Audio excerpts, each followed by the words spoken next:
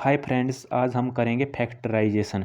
Factorisation होता है जैसे हम किसी बड़े नंबर को किसी छोटे छोटे नंबर में ऐसे लिखते हैं कि वो छोटे छोटे नंबर जब मल्टीप्लाई करें तो वही बड़ा नंबर आए। जैसे एग्जांपल कि जैसे मैंने 12 को लिख दिया 4 × 3 और मैं 12 को लिख सकता हूँ 6 × 2। ठीक, मैंने ये क्यों लिखा? मैंने ये इसलिए लिखा क्योंकि मुझे ये फैक्टराइजेशन के लिए चाहिए। Factorisation of a quadratic equation के लिए चाहिए होता है मुझे ये कि फैक्टराइजेशन कैसे करते हैं। जैसे 7 को मैं लिख सकता हूँ 7 × 1। ठीक, अब पॉलिनोमियल क्या होता है? पॉलिनोमियल होता है algebraic expression that consist of variable and coefficient. अब ऐसा एक्सप्रेशन जिसमें क्या हो, वेरिएबल भी हो और कोफिशिएंट भी हो। जैसे 3x + 2 है, इसमें 3 क्या है? वेरिएबल। वेयर x इज क्या है? कांस्टेंट। ठीक, जैसे x की वैल्यू 1 आ गई, मान लो x 1 हो गया तो ये 5 हो जाएगा, यहाँ पर 1 डालेंगे हम। अगर मान लो x 2 हो गया तो यहाँ पर 3 × 2 + 2 8 हो गया ये। ठीक, अगर x मान लो 3 हो गया तो ये 3 × 3 + 2 11 हो गया। ठीक, पॉलिनोमियल होता है अलजेब्रिक स्ट्रक्चर जिसमें होते हैं कोफिशिएंट और वेरिएबल। ठीक, कोफिशिएंट वो होता है जिसकी वैल्यू फिक्स होती है और वेरिएबल होता है जिसकी वैल्यू बदलती रहती है। जैसे यहाँ पर वेरिएबल था x और यहाँ पर वेरिएबल था 3। ठीक, जैसे x तो x बदलता रहेगा, x कभी 1 आ जाएगा, कभी 2 आ जाएगा, कभी 3 आ जाएगा। और 3 तो कोफिशिएंट है, वो तो ऐसा ही रहा हमेशा।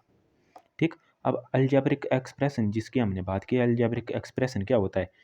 वो एक्सप्रेशन होता है जिसमें क्या होते हैं? Variable along with A algebraic expression.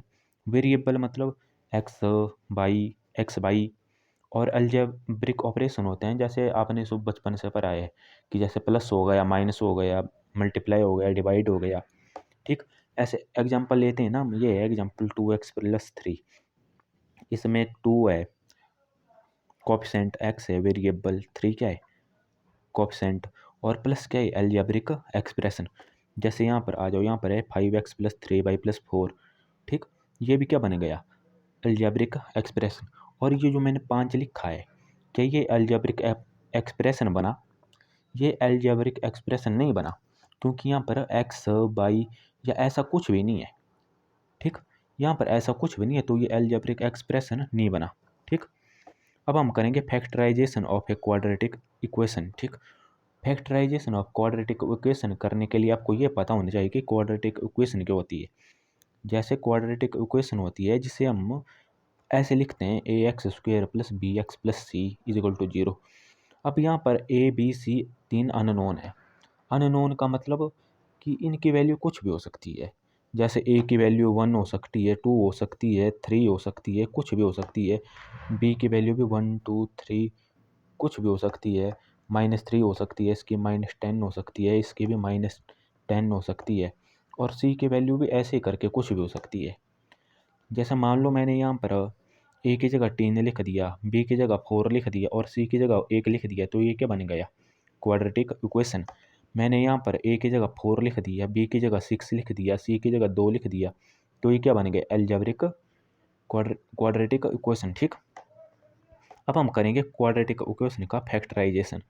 ठीक, जो मैंने आपको यहाँ पर पढ़ाया था ना फैक्टराइजेशन की, फैक्टराइजेशन क्यों करते हैं उसकी यहाँ पर ज़रूरत आएगी। अब आपको ये समझना होगा कि फैक्टराइजेशन क्या होता है। जैसे मुझे यहाँ पर x की ऐसी वैल्यू लिखनी है कि इसमें ये वाली इक्वेशन ना 0 आ जाए। ठीक, अब मैंने यहाँ पर ऐसे मान लिया कि मैंने यहाँ पर x 0 लिख दिया, तो मैंने यहाँ पर 0 लिख दिया, यहाँ पर भी 0 लिख दिया जहाँ पर x था। और -6 -6 0 के बराबर होता है नहीं, मतलब x की वैल्यू 0 नहीं आ सकती। ठीक, अब मैंने यहाँ पर x की जगह 1 लिख दिया था, x की जगह 1 लिख दिया, 1 का स्क्वायर -1 -6 = 0। -6 = 0 ये हो सकता है, ये भी नहीं हो सकता क्योंकि x की वैल्यू 1 भी नहीं आ सकती। ठीक, आप समझिए आप फैक्टराइजेशन क्यों करते हैं? फैक्टराइजेशन करते हैं कि हम x की ऐसी वैल्यू लिखना चाहते हैं कि ये वाली इक्वेशन वो क्या आ जाए? 0। ठीक, तो हम करेंगे अब फैक्टराइजेशन। ये वाली इक्वेशन लिख दी मैंने, X square minus X plus 6 is equal to 0। ठीक, अब यहाँ पर हमने करनी है फैक्टराइजेशन, पर हम फैक्टर बनाएंगे किसके, इसके बनाएं हम फैक्टर, इसके बनाएं या इसके बनाएं। हम फैक्टर बनाएंगे कि हम ए और सी को क्या करेंगे आपस में मल्टीप्लाई। 1 × 6 क्या आ गया हमारे पास -6। हम जो साइन है ना यहाँ पर, जैसे यहाँ पर पॉजिटिव है यहाँ पर नेगेटिव है, तो हम इसको भी लेंगे। ठीक, और एडिशन में आ गया ये -1, जहाँ पर कुछ नहीं होता वहाँ भगवान के लिखता है 1, यहाँ पर 1 आ गया। तो मल्टीप्लाई आना चाहिए -6, एडिशन आना चाहिए -1। ठीक, तो हम फिर किसके फैक्टर करेंगे, हम करेंगे 6 के फैक्टर। ठीक, हम इस 6 के फैक्टर करेंगे। तो 6 के फैक्टर क्या होते हैं, 3 × 2 हो गया 6। ठीक, 3 × 2 -2 ये भी हो गया -6। हमें क्या चीज़ चाहिए यहाँ पर -6, इसलिए ये क्या हो गया कैंसल। -3 × 2 भी क्या हो गया 6, ये भी ठीक हो गया। और -3 × +2 ये क्या हो गया -6, यहाँ पर क्या आया -1। ठीक, 6 तो हमारे पास में लगाया, अब हमें क्या चाहिए -1। ठीक, हमें क्या चाहिए यहाँ पर -1। अब -1 कैसे चाहिए हमें, -1 चाहिए कि जैसे अगर हमने ले लिया, मैंने यहाँ पर ले लिया -3 × -2, ये हमारे पास 6 आ गया। अब -3 + -2 कितना होता है -5, हमें कितना चाहिए -1। तो मैंने क्या ले लिया, मैंने ले लिया 3 एंड +2, -3 एंड +2। ठीक, तो अब मैंने ये यहाँ पर लिख दिया x square -3x + 2x - 6 is equal to 0। अब यहाँ पर x कॉमन था, मैंने x बार ले लिया, x × x - 3 + 2। अब आप ये सोचेंगे कि ये 2 कैसे आया यहाँ पर, तो मैं आपको बता दूं कि 6 को हम कैसे लिख सकते हैं 2 × 3। ठीक, यहाँ पर 2 है, यहाँ पर भी 2 है, 1 2 हमने बाहर लिख दिया, तो 1 2 क्या बच गया अंदर। ठीक, अब x + 2 × x - 3 0 आ गया, x की वैल्यू क्या आ गई -2 और 3। अगर आप ये देखना चाहते हैं कि आपके x की वैल्यू ठीक है या गलत है, तो आप क्या करेंगे, आप x को या तो -2 डालेंगे इस वाली क्वेश्चन में, या x को 3 डालेंगे। अगर आपके x को -2 और x को 3 डालने के बाद अगर यहाँ पर 0 आ गया, तो आपकी क्वेश्चन क्या है ठीक। जैसे मैंने यहाँ पर x -2 डाला है, -2 का square -2 × -2 -6 is equal to 0, 4 + 2 -6 is equal to 0, तो 0 आ गया 0 के बराबर, मतलब हमने जो x की वैल्यू निकाली है वो क्या है ठीक। अब जैसे एक और क्वेश्चन करते हैं ना, ये है quadratic equation ax² + bx + c is equal to 0। ठीक, एक x² -3x - 10 इजिकल टू 0। ठीक, यहाँ पर a क्या है 1, b क्या है -3, c क्या है -10। मल्टीप्लाई किसको करेंगे हम, a और c को, तो 1 और -10 को मल्टीप्लाई करके क्या आया -10। और एडिशन कौन है, ये बीचला वाला, बीचा ये वाला, ये क्या है -3, तो -3।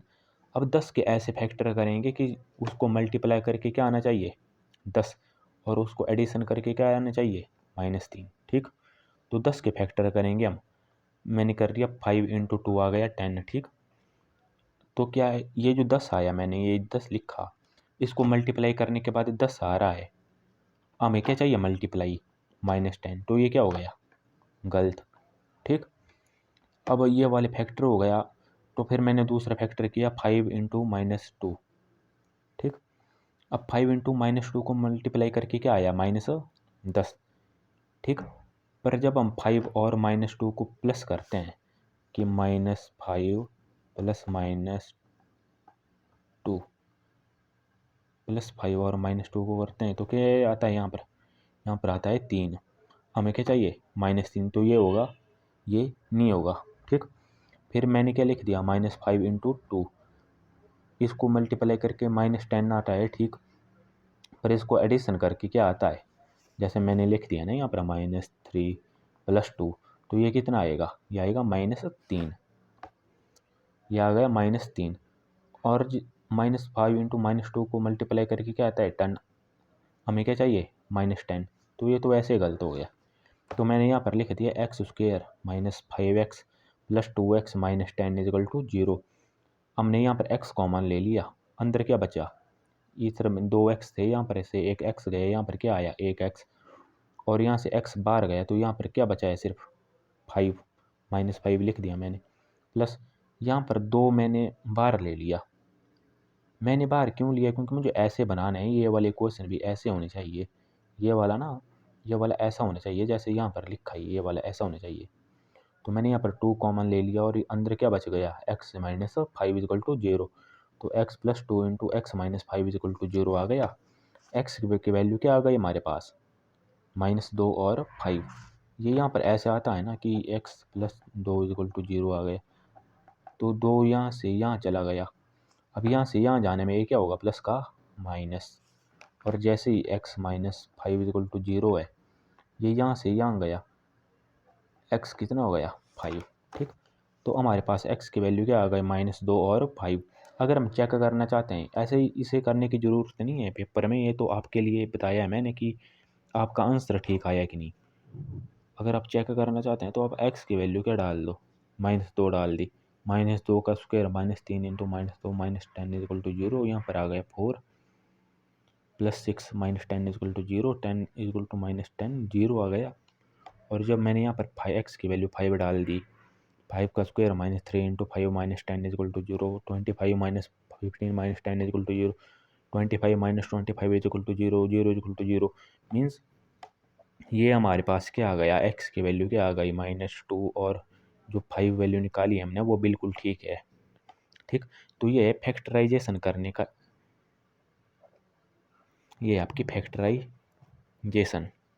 ठीक है, अगर आपको मेरे समझाने में कुछ गलती लगे, जो मुझे भी लग रही है कि है, तो आप कमेंट कर सकते हैं, मैं खुद में पक्का सुधार करूँगा।